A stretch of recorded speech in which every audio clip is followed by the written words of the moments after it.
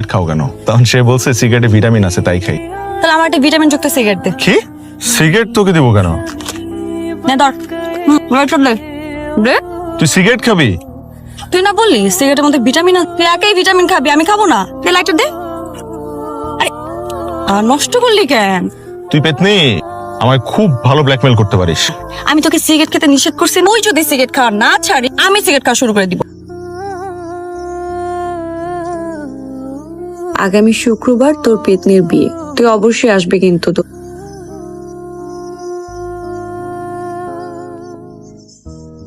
তুলিকে ছাড়া তো দেখি একটা দিনই কাটাতে পারছি না। সারা জীবন কিভাবে কাটাবো? তার মানে কি আমি তুলিকে ভালোবাসি?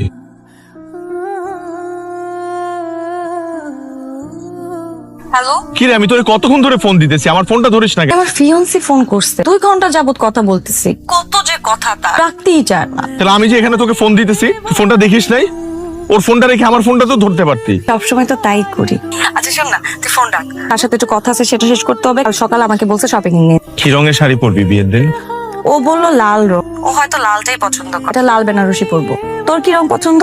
নীল। আমি হলে তোকে নীল বেনারসি কিনে দিতাম। নীল